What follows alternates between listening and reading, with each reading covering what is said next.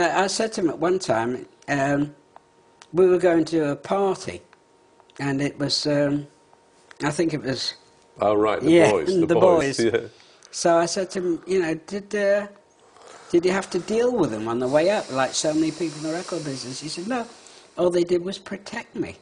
I said, why? He said, well, don't you realise these people, they grew up with my records. They got laid to my records. Yeah, I figured that, yeah. Yeah, and he said, and they love me because they're part of... He said, we were you're part of their life, in other He words. said, we're all from the same neighbourhood. Right. He said, that's why people like Frankie Valli. Yeah. And why they like Dion DiMucci and things like that. He said, we were all the same. Yeah, and I suppose that it also bore down on the fact that they were literally the same. Well, you see, the thing is, this is what like Lennon said to me one day. We were talking about. He said, it's great. He said, because you'll get an idea in your head and you'll just say something and he'll come straight back with it. Or he knows where you're coming from. He said, also, we grew up listening to all the Phil Spector records. So we probably knew that music better than he did. Yeah, could remember more of it, absolutely, yeah. He said, so we could say, in this part of the song, I want it to be a bit like walking in the rain, boom, you'd see to it. And they were impressed because Phil's got a fund of stories.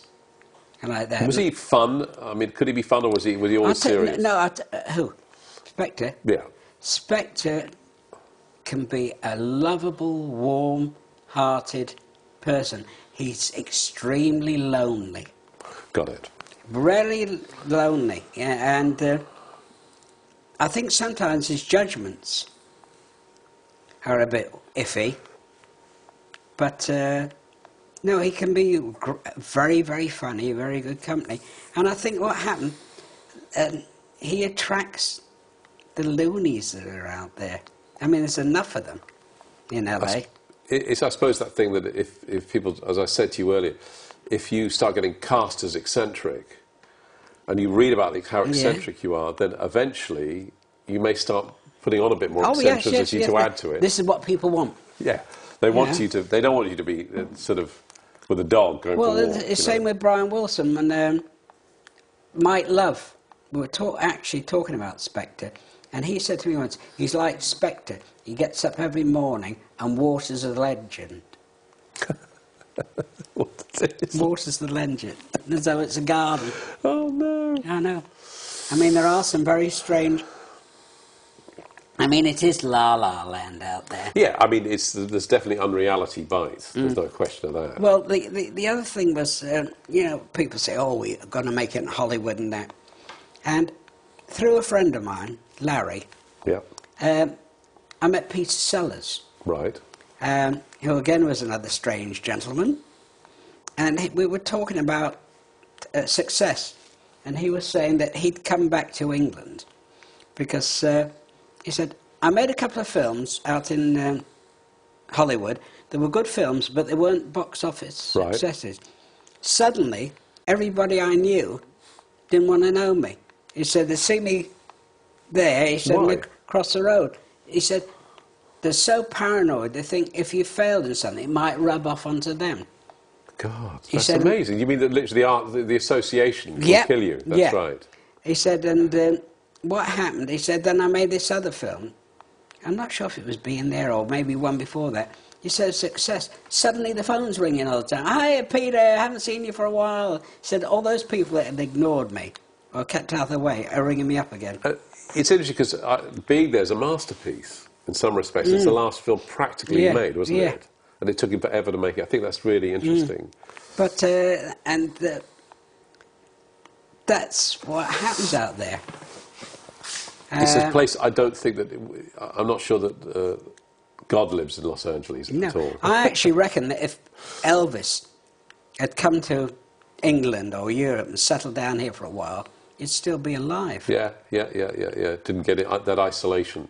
I mean, I saw the people that hung around, that supposed to work for Elvis, and it was sort of like the buddies, professional buddies things. You had the guys who worked for him. I mean, it was horror stories. I went over there, and I was staying in the hotel, and one of the guys one of the Memphis Mafia comes up to me and said, "Mr. Carr, you don't seem to be enjoying yourself." I said, "I'm having a ball. You know, I'm seeing B.B. King and Elvis every night. Yeah, yeah. What more can I wish for?" I said, "Why do you say that?" He said, "Well, we've looked at your bill. You haven't spent enough money. Yeah, you haven't bought anything in any of the shops."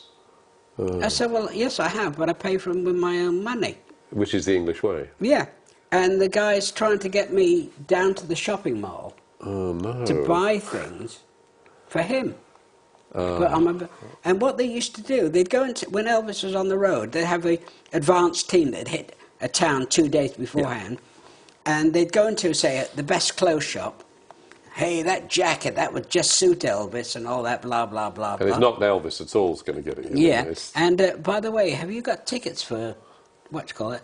Now, if they didn't, you better have some. And a backstage pass. You must come and see Elvis. And they'd have these land Polaroid cameras, so they get your pictures so you can put it up in your shop. And then they go in the shop and sort of... Professional hustle, you mean? Who's going to refuse them? You know, a $200 or $300 jacket or a watch. Let me ask you, just returning as we're nearing the end of it. Yeah. The Phil Spector thing. How did you leave him after a while? Did you not contact him much, or did you lose touch with each other? We lost touch with it. See, the thing is, as I said, he kept on asking me to work for him. And so in the end, I was turning it down, and they thought I was trying to raise the money he was offering me, which was a fantastic amount of money. I said, no, I just didn't think it would work. Sure. And the film, it all went quiet. I don't know what happened there.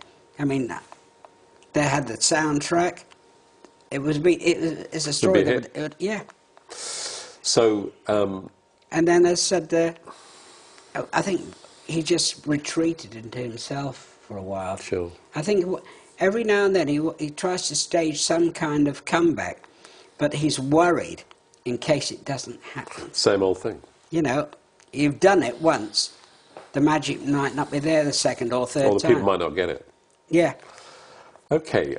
This has been very, very interesting chat, and I've learnt a lot from it.